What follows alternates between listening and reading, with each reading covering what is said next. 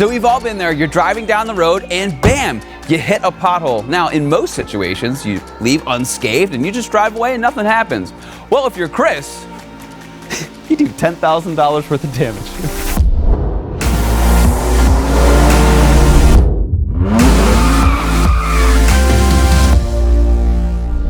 Hey, this is Bryan. Thanks for watching Kies Motorsports. If you like our videos, give us a thumbs up. Make sure to subscribe and check us out at KiesMotorsports.com. This is Chris's F30 340. It's been a good car to him, but potholes have not been.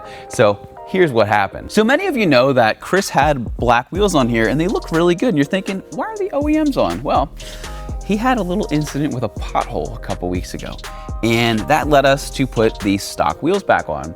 And everything was fine until he called me the other day and said, hey, my tire is making a weird rubbing sound. And I thought, you know, that's really strange because stock wheels, stock suspension, stock tire size, what could possibly be rubbing? So while I was on the phone with Chris, he was showing me inside the wheel well and said, you know, I did just hit another pothole. And that's when I saw this.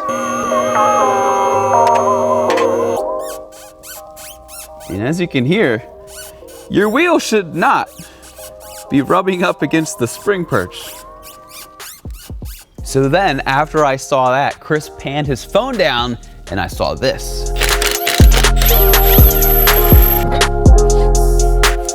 His strut actually busted through the knuckle, punching out the axle.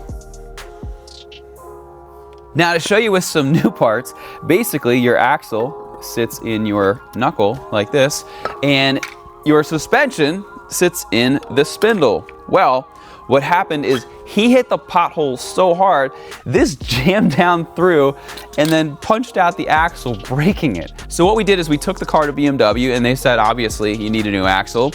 They said, you need a new strut, you need a new knuckle, your wheel hub's bad, you bent your front driver wheel, you bent your rear driver wheel, your tire's destroyed, and more. So instead of having BMW take the car and do this $10,000 worth of work that they had proposed to us, we are taking the money and we are doing as much of a suspension upgrade as we can. Now, obviously, we did have to spend some of the money on critical components like axles, but we're upgrading it to VAC monoball control arms, uppers and lowers. We have KW V3 coilovers. We have white line end links and more. So let's make Chris's F30 340 roadworthy once again. All right, so what I'm gonna do first is I'm gonna pull out his wheel stud conversion. We're gonna need to transfer that over, take off the brake, and just start disassembling over here.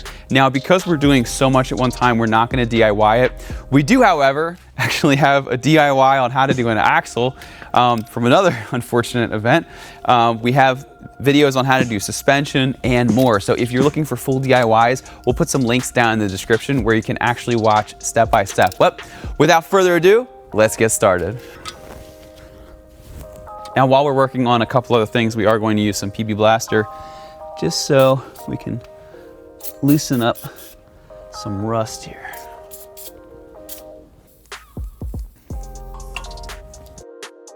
Look, so this is the spot where Chris was rubbing. He polished it shiny. If you look in the wheel, you have all this grease from the axle. And then if you look here, there's just this huge piece of rubber that's missing. So it normally gently tapers off. It doesn't have like a corner. Look, it's just completely gone.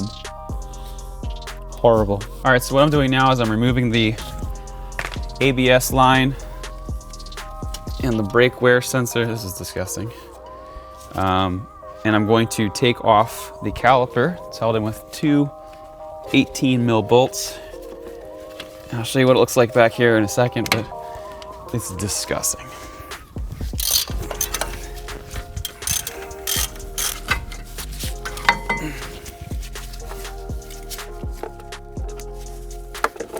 All right, so here you can see more of the carnage, which is completely disgusting. So let's continue on. I'm going to remove the end link. There's a little hanger here. I need to remove the control arms. I'm gonna have to pull down the underbody protection. And yeah, let's continue on. All right, that never works. But I guess because there was an excessive amount of lubrication, it worked today. Don't snap, don't snap, don't snap.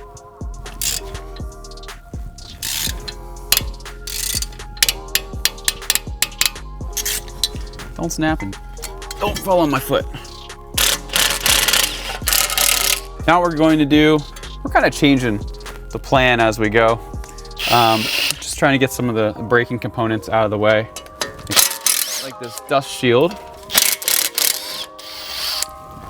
which we are going to reuse. There's a couple pieces we're going to reuse. A couple we're just going to get new, as you've already seen. All right, so before I go further, I want to try to get this. I'm not sure if my impact is going to be strong enough to get it because it's got a lot of torque. So I should be able to still pin the hub here if I need to. So let me try to get that out. And this isn't powerful enough.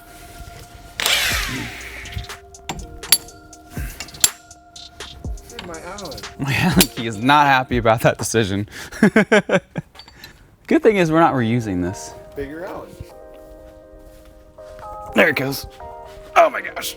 It's like 25 Newton meters. 25,000.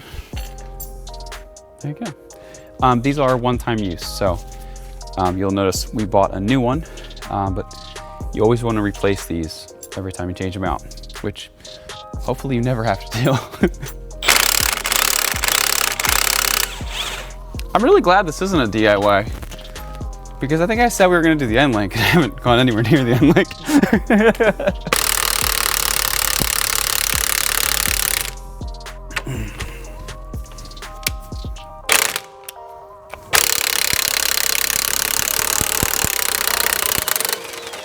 Perfect.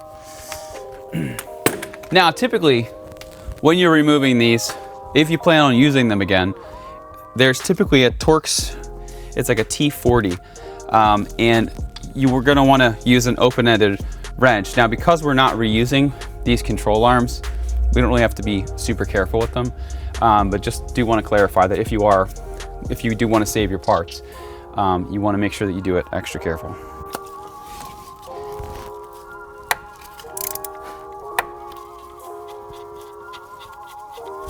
Whoops. Okay, we did it. Took the end link off. I told you it was coming up. All right, let's see what we got here. Now this thing is pretty jammed in here, which is kind of a pain. Because you gotta think the force of the car. Whoa. Made it come down. So I might have to loosen up the top because this is not normal situation here. Well, the axle's already broken, so I'm just gonna lightly pry it out. There you go. So if I get that out of the way, perfect.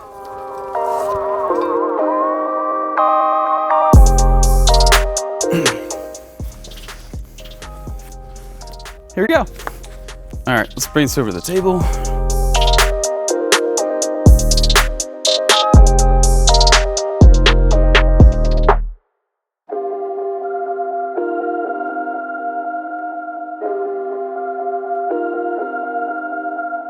So I've done a lot of suspension on these cars, and typically we have, one of these little half socket things.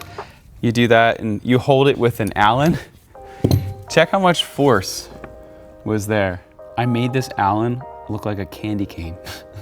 Look how twisted it is. This is so tight. It's crazy tight. I don't know why it's so tight. But yeah, very interesting.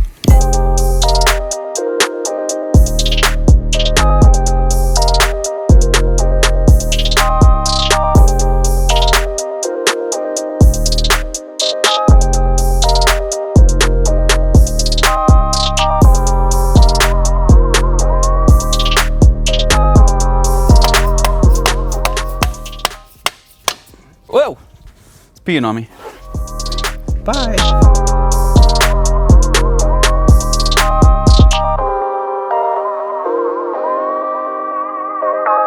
Couple notes on suspension, specifically on control arms. So first off, these are the monoballs from VAC. As you'll notice, this monoball, your upper rate here, rests over here. And what happens is when you brake and when you put that force in, the factory one is this huge rubber bushing and you have a lot of play. So try to put it in the right orientation for this side. As you go to brake, you're gonna have a lot of flex naturally. So what VAC does is they install their monoball system. So basically it's just this little thing right there, the monoball, and then it also has this really nice aluminum piece. So as you can see, there's no real room for, you know, that excessive amount of play with the braking and whatnot. So what that's going to do is it's going to give you better steering feel, better handling. We also have the other one over there. Now, it's also very important that whenever you're installing any kind of suspension, that you tighten everything to torque once the car is at ride height. You don't want to, obviously like with this one hanging, I don't want to torque it here because the resting height is going to be up here, and then you're just going to put excessive, you know, pressure on your bushings and whatnot. You're going to wear them out faster. The cool thing about the VAC one as well is you can see that it's held on with these 3 bolts. If down the line, maybe you track the heck out of your car, you need to replace it, you can just replace that part without having to buy a full control arm. So that's your lesson on control arms today. And for more information on these, see the links down below in the description.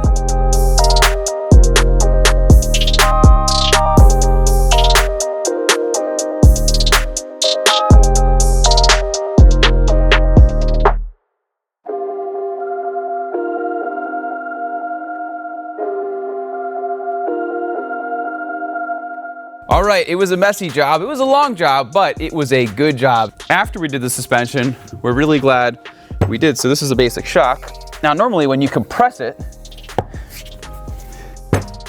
it comes back up. This is a horrible example of a shock.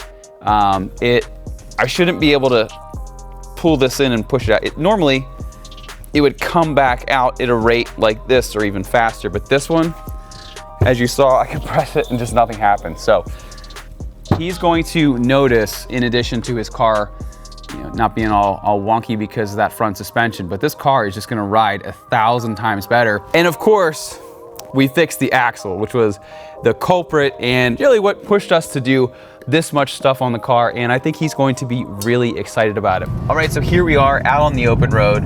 We wanted to see how this car feels with the KW V3s and also the VAC monoballs. I can tell you immediately, I don't want to get Zach sick, but the steering feel is already drastically improved. I can't wait to put a sway bar on to even tighten it up just that much more. But especially with the strut brace, it drives 1,000,000 times better. I can't wait to put those monoballs on my car because his car feels a lot better than my 335 right now. As far as the ride quality, this road is pretty good. We've run over some bumps.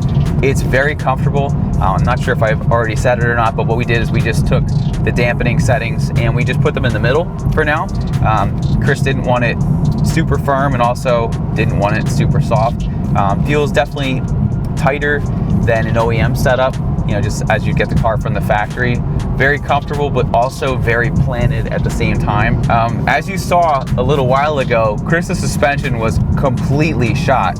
So this is 100% night and day. It'll still be night and day if you're upgrading even from brand new BMW suspension. But like I was saying, not only does it ride amazing, it looks amazing too. And that being said, the wheels, as you remember, were damaged, so we couldn't reuse those wheels. And we're driving right now. So you're gonna have to come back to the next video to see what kind of wheels we put on because, spoiler alert, they look incredible. So if you're wondering why we're not giving you rollers right now on these backcountry roads, driving this newly lowered car with new wheels, well, it's because we don't want to ruin the wheels. So you're gonna have to come back because you don't want to miss that. Yeah, the overall feel of this car, Chris has a B58, it's tuned with boot mode. This is the suspension on these back farm roads. This car drives so nice. And what's really cool is if you have a family, we're gonna get into this when we do my videos on my suspension setup, but my car rides really rough, which is great for the track, but it's not wife friendly. This suspension, if you didn't tell your family and friends that you have, you know, KW V3 is one of the best coilovers on the market, you would have no idea that this wasn't some kind of, you know, more aggressive factory setup.